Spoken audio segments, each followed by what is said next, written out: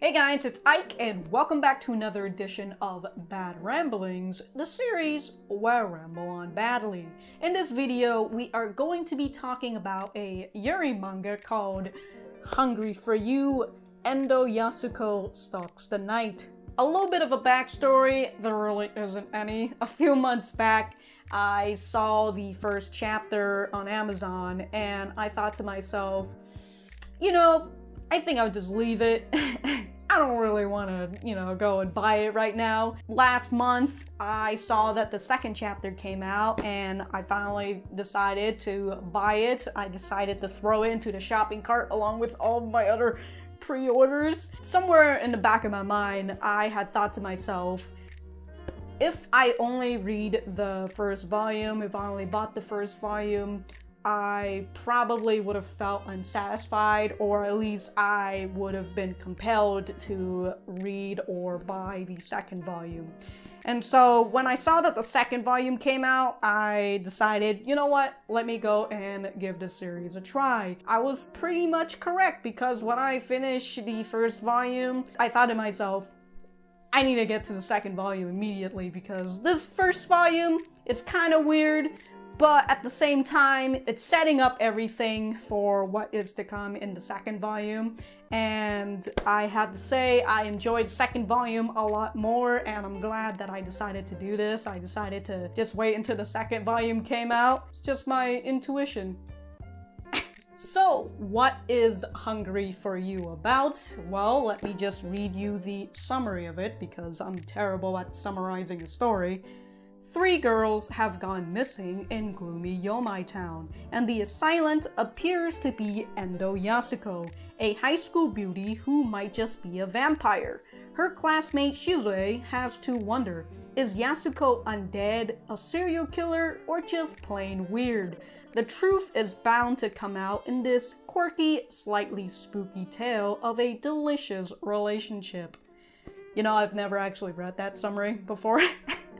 I feel like I have, but somewhere in my brain I blocked it out because all I saw were vampires and a possible element of Yuri, and I was like, alright, you've sold on me on that. So before we get into the spoiler arena, I would recommend you guys to read this series first. There really isn't a big mystery to the story. There's nothing heavy-handed that was dealt within the story. Everything is on a lighter course, except towards the end of the second volume. It gets into a little bit of a darker thing, but it ends on a light note. It is weird, and as the summary of the first volume says, it is quirky. And if you guys can get past that, essentially what this manga is it's a comedy manga. It's here to make you laugh. So if you haven't read this yet, I would recommend you to do it before you continue on with this video. And if you have read it and you haven't bought the manga yet, well, I would also recommend you to buy it, because these covers, they do look pretty fucking nice on your bookshelf, and I do have the link to it in the description down below. So, go and fucking check it out, and I'm going to head to the spoiler arena. But before we do that, I do have to say that if you guys have been enjoying my bad ramblings, please remember to leave a like and a comment down below. They help my videos out tremendously, and I love talking to you guys, to which I will now quote a comment from my previous video, my citrus manga review. This is from Mags Wolf. Kiss, marry, kill, Yuzu, Mei, and Harumi. Love the video. Keep up the great work. I've already answered the question, but, when I first saw it, I thought to myself, oh, that's easy. But as I started thinking more into it, I was like, ooh, it's easy to pick, but not actually easy to execute it, because, as much as it is, I can just let go of Mei. As much as I do just like talking smack about Mei, I do have a soft spot for her, so, it's really hard. But in the end, my choice for that, in the order of Mags Wolf for Kiss, Marry, Kill, it would be Harumi, Yuzu, and Mei. Look, man, all I'm gonna say is that I'm gonna get out before somebody comments about that. See you later. So heading into the spoiler arena and talking about the first volume, the first chapter is quite the doozy. Everything goes at a fast pace. Like it just snaps on by, and you're over here like, whoa, what the hell is going on? Because we get a little bit of a backstory about Yomai Town. By a little bit of a backstory, I mean like barely anything. But it just talks about the disappearing girl. So we have this slight mystery that covers the plot. You know, like who are these missing girls? Who is the person that's doing this? And as I said before, there really isn't a big mystery. Like you kind of figure it out the moment volume 2 comes. But yeah, they surround you with that little bit of a mystery, so you know it would whet your appetite essentially. And we get introduced to Yasuko and Shizue, our two main characters. And yeah, as I said, it goes in a fucking fast pace. Shizue sees Yasuko drinking blood of another girl. She immediately assumes that she's the person responsible for the 3 missing girl. And then Yasuko follows her towards the end of school. And she's over here like, ooh, you got some nice veins here. I bet your blood tastes pretty delicious, huh? And so she goes and she takes a nip at Yasuko. She takes a nip at Shizue. And Yasuko's over here like, wow, your blood's pretty good, you know? It's the main character blood. Those blood are just fucking heavenly. So after getting her blood sucked, Yasuko's like, yo, I'll pay you free food, you know, if you come and talk to me. And apparently Shizue, the thing that drives her character in this volume, or in this whole storyline, it's supposed to be a part of her, you know, character. But for Shizue, because she lives away from her parents, she doesn't have money, and so she doesn't really get good food. She doesn't really eat. She isn't able to afford good food. So on the deal of having free food, she's like, yeah, totally, let's go and eat food, even though you just fucking bit my neck. Let's do it, I'm fucking hungry. Then Yasuko bribes her with even more food in order to make Shizue her emergency ration. And by the next chapter, we get introduced, almost slightly introduced to our other character, Akira. And here's Yasuko trying to taste her blood, and she doesn't like Akira's blood, so she immediately rushes over to where Shizue is working and got her fired. I don't know how, like, Yasuko was the person who attacked her, but I guess because she came in and personally attacked Shizue, the management is like, we can't keep her. She's gonna attract more bad people. We gotta fire you. So I guess, you know, whatever. She got fired. And then Yasuko's over here like, oh, can I just live with you? I'll pay for my rent, and also I'll pay for half of your rent too. And by the second chapter, they're already living with each other. As I said, the first volume is mainly just it building its own platform. It's introducing you to all of the important characters. I was a little bit iffy when they introduced the 2 characters. The first one I already mentioned, which is Akira, and the second one is Ashley. Akira has a vendetta against Yasuko because Yasuko assaulted her. And so she's over here thinking like, wait a minute, maybe she's the girl behind the 3 missing girl. You know, she has the same thinking as Shizue. So she's on this vendetta, and she's like, she's a vampire, so I'm gonna hire a vampire hunter. But I don't have enough money, so I'm gonna hire a Class F vampire hunter, and that person is Ashley, a simple farm girl from Texas. I really like the art of this manga. I like the character design, and especially in the second volume, when we meet the antagonist. I really like her design, and you know, well, once we get to her, you'll figure out why. Anyways, yeah, first volume introduced you to all the important character. It also introduced to some side character, like the detective guy, who I don't really care much about. It's his character, whatever, like, I don't really give a shit. But it also introduced us to another character who plays a more prominent role in the second volume. Her name is, well, technically her real name is Suru. I can't remember her other name, but yeah, we meet up with this girl Suru, who is a what is the word? She's a gal. She has tan skin. She probably her hair is light, so I'm assuming she's blonde. But for some reason, I thought she was blonde, but in the back cover, I'm over here thinking, who the fuck is this girl? And like, who is she?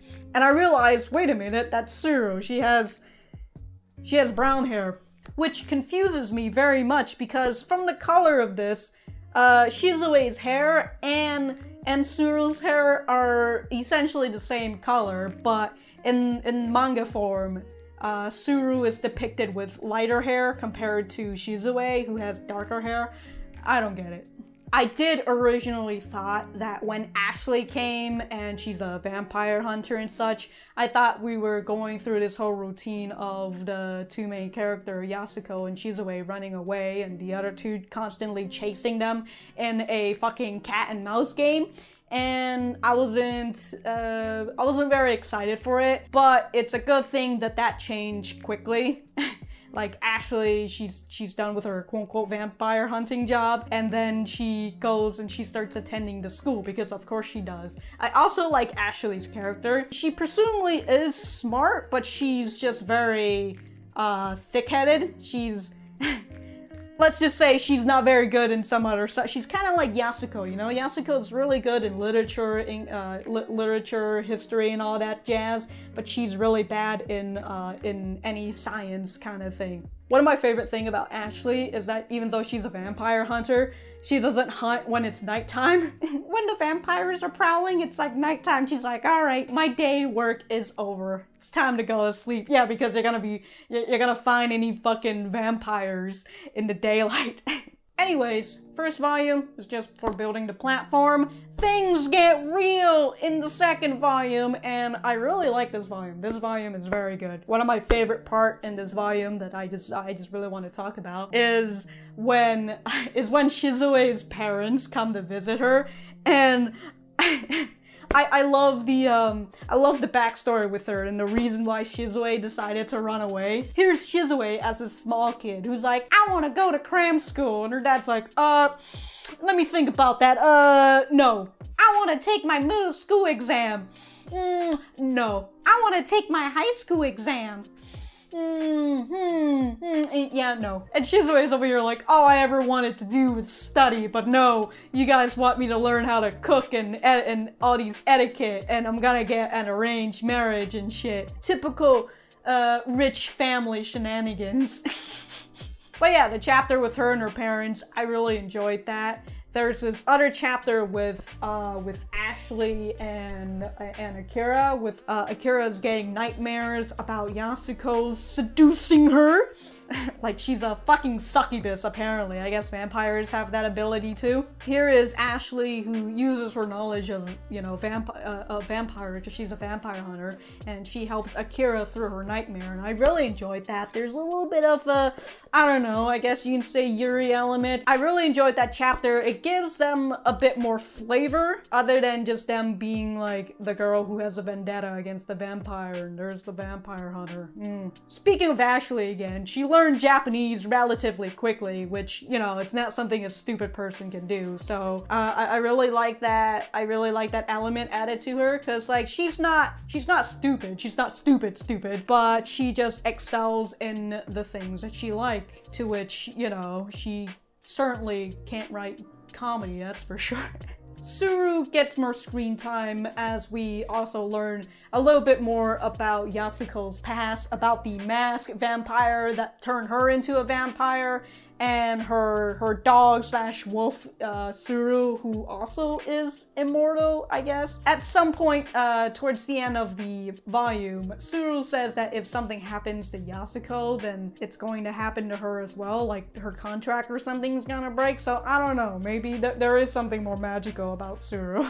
I really like Suru's character. When she figures out that Yasuko is indeed her master, she does become that she does become the dog character, you know, the dog who is loyal to her master and that kind of spiel. But overall, even before she knew Yasuko was her master, I really did like her character overall. She's a delinquent, you know, she doesn't follow to the school rules. She's a down girl. When Yasuko grabbed her by accident during the haunted mansion thing, instead of beating her up as a delinquent would do, she decided to go a different route and started spreading rumors about Yasuko instead. And you know, I like that. It's an underhanded method. Instead of just using brute force, she decided to use her brain instead. Of course, it's still a shitty thing to do, but you know. And then finally, we get introduced to Ohara. Wow. When you first meet her, it was with Tsuru. She got dragged to the principal's office because Ohara is the principal. She's this like good doer. She goes around helping kids in Africa. So, you know, everybody knows her as this like kind lady who can do no evil. But of course, as we find out that she is indeed the vampire who turned Yasuko into a vampire. And she's also the person behind the 3 missing girls. Ooh, but before we even get into all of that, the whole segment with Ohara and Tsuru, with when Ohara just decided to take out a fucking whip and she's like, this is my whip of love, and she starts whipping Tsuru.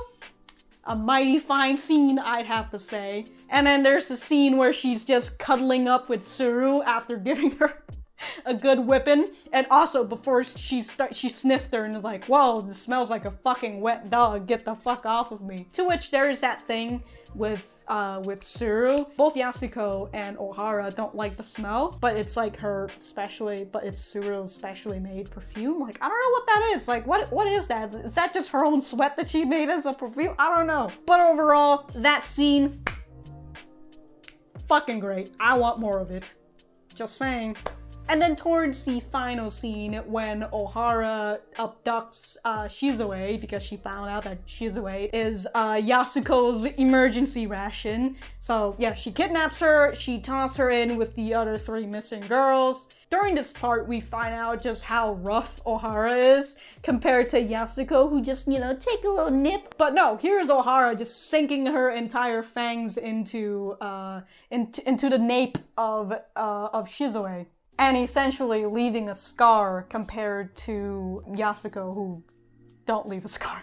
And then we have the confrontation between Ohara and Yasuko. Shizue finally got out of the said closet, and she goes to the announcement to announce to the school, and hopefully for Yasuko. Yasuko hears her and rushes over to the principal's office, or at least the announcement room, where she goes and she gives Shizue a big old fucking smooch on the lip. It's a nice scene. I really enjoyed that. But Ohara comes in and we have this really weird quote-unquote fight scene, action scene. It's really weird. But towards the end, it looks like Yasuko is about to get a fucking steak inside of Ohara. But Ohara just grabs that fucking steak and it's like, yeah, bitch, you wish. Just crushes it. And she disappears into the night, to where, you know, we're gonna get a sequel, volume 3, with Ohara still around. I hope they don't kill her, you know? I really do like her character. She is a good character, if I say so myself. Look, anybody who brings out a fucking whip is a favorite character of mine. So overall, first volume, not bad. Second volume, that's where all of the fucking good material is at. I don't have anything else to regurgitate, so I'm just gonna end this video here. I will be putting up my Yuri review, or my mild ramblings, up in my website at ikarot.com. Thank you guys for watching this. Please remember to like, share, comment, and subscribe. I've got my social media. Check me out on my Twitter, my Instagram. Got my Discord as well if you want to come on and hang out with me and some other cool individuals. Also, I do have my Patreon if you guys enjoy my content and you want to support me financially for just $1 a month. Other than that, thank you guys for sticking around, and I'll see you guys in the next video.